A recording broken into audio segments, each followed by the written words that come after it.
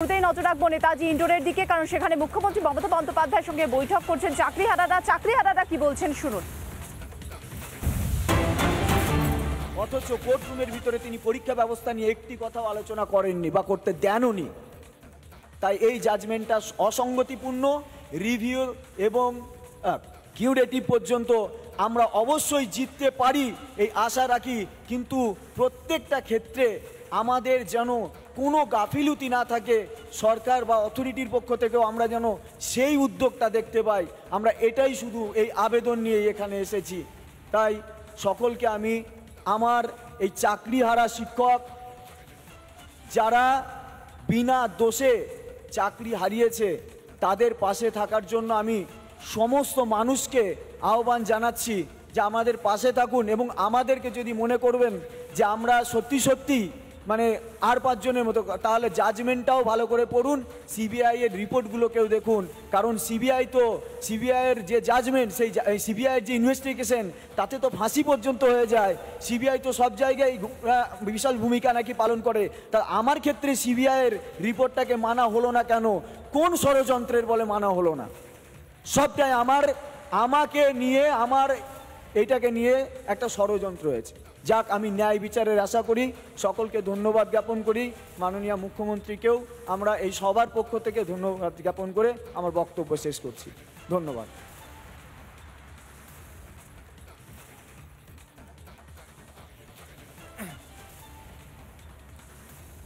আমি শুধু একটি কথা বলবো, যেটা মেহুদা একটু বললো, যে কলকাতা হাইকোর্ট যখন আমাদের প্যানেলটা বাতিল করেছিল তখন তার অজুহাত দিয়েছিল যে স্যাগ্রিগেশন করা যাচ্ছে না, কোনোভাবেই পৃথকীকরণ করা যাচ্ছে না।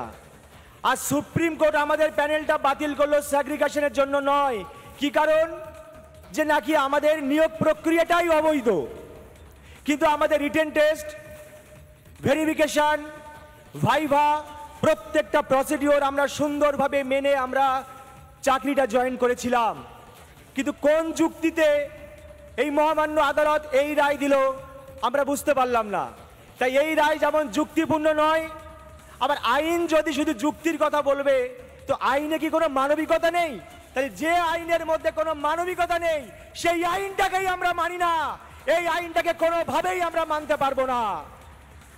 আর একটি প্রসঙ্গে আমি একটা কথা বলবো, হয়তো একটু সময় যাচ্ছে, আমি ক্ষমা চেয়ে নিচ্ছি ম্যাডামের কাছে, যে বিখ্যাত সাহিত্যিক যখন মানিক বন্দ্যোপাধ্যায় খুব কষ্টের মধ্যে জীবন কাটাচ্ছিলেন কলকাতার একটা ছোট্ট ফুটপাতে, তখন সেই মানিক বন্দ্যোপাধ্যায়ের প্রতি খুব অবিচার হয়েছিল।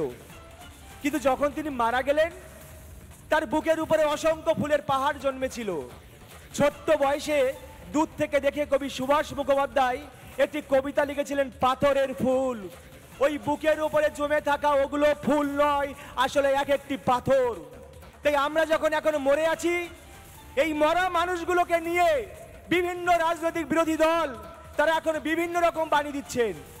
কিন্তু যখন আমরা চাকরিটা কলকাতা হাইকোর্ট থেকে বাতিল হয়েছিল, এই বিরোধী দলগুলোকে আমি কখনো দেখিনি যে আমাদের হয়ে একটি কথা বলতে, যে এই যোগ্যদের পক্ষে চাকরিটা থাকা দরকার। যাই হোক, আমি মুখ্যমন্ত্রীকে, মাননীয় মুখ্যমন্ত্রীকে আমি ধন্যবাদ দেব, তিনি এসেছেন এবং অন্তর থেকে আমাদের এই সমস্যাগুলোকে অনুধাবন করে এই সমাধান কল্পে উনি হস্তক্ষেপ করবেন।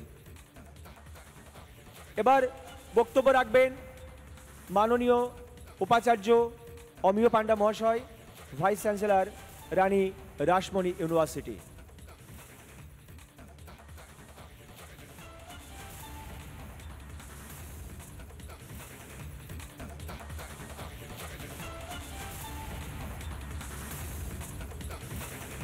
সম্মাননীয় মুখ্যমন্ত্রী শ্রীমতী মমতা বন্দ্যোপাধ্যায়, মাননীয় শিক্ষামন্ত্রী ব্রাত্য বসু মহাশয়, ডক্টর মনোজ পন্থ, বিনোদ কুমার, মঞ্চে বিশিষ্ট বিদ্বজন, আমার সহকর্মী উপাচার্যরা এবং আমার দর্শক আসনে উপবিষ্ট আমাদের গর্ব, আমাদের অহংকার, আমাদের অস্মিতা, আমাদের শিক্ষকগণ, আপনাদের প্রত্যেককে আমি যথাস্থানে আমার প্রণাম প্রীতি জানাই। আসলে অদ্ভুত আঁধার এক এসেছে পৃথিবীতে আজ, যারা অন্ধ সবচেয়ে বেশি আজ চোখে দেখে তারা, যাদের হৃদয়ে কোনো প্রেম নেই, প্রীতি নেই, করুণার আলোড়ন নেই। পৃথিবী অচল আজ তাদের সুপরামর্শ ছাড়া। আমি জানি আজকে ক্ষুধার রাজ্যে গদ্যময় পৃথিবীতে আপনারা বলবেন এ তো অন্যায়, কিন্তু আমি দৃঢ় বিশ্বাস করি যে আমাদের শিক্ষককুল অত্যন্ত পরিশ্রম, দক্ষতা, সঠিক প্রস্তুতি নিয়েই চাকরির পরীক্ষায় উত্তীর্ণ হয়েছেন। বিশ্ববিদ্যালয়ের আঙিনায় থেকে আমার এই উপলব্ধিটুকু হয়েছে যে আজকে তারা একটা দুর্ভাগ্যের শিকার।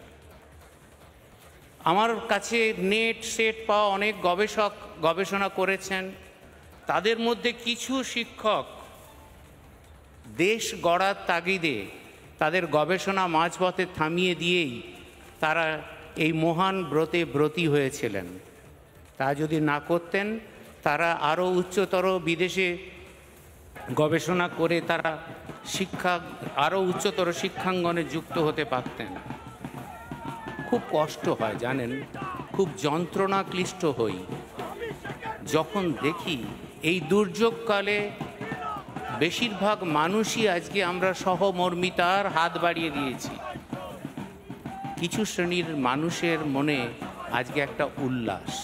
তাদের কাছে একটি কথাই রাখবো আবেদন, নগরে আগুন লাগলে দেবালয়ও রক্ষা পায় না।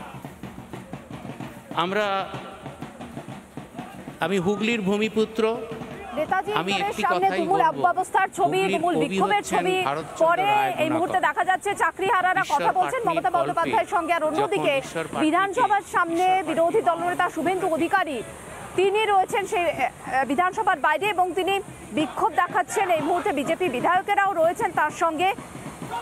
একই সঙ্গে দুটো ছবি আপনাদের দেখাচ্ছি।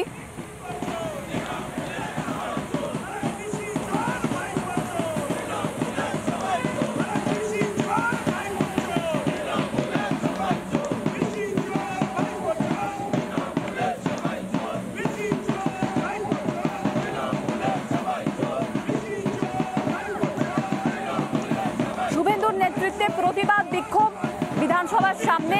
এই মুহূর্তে সরাসরি চলে যাব, আমাদের প্রতিনিধি বিট্টু রয়েছেন আমার সঙ্গে বিধানসভার সামনে থেকে।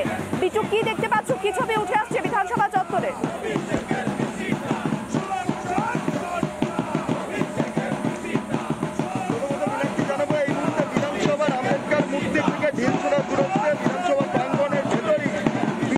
নানা ধরনের কন্টেন্ট দেখার জন্য লাইক করুন, শেয়ার করুন আমাদের ফেসবুক পেজ, সাবস্ক্রাইব করুন আমাদের ইউটিউব চ্যানেল।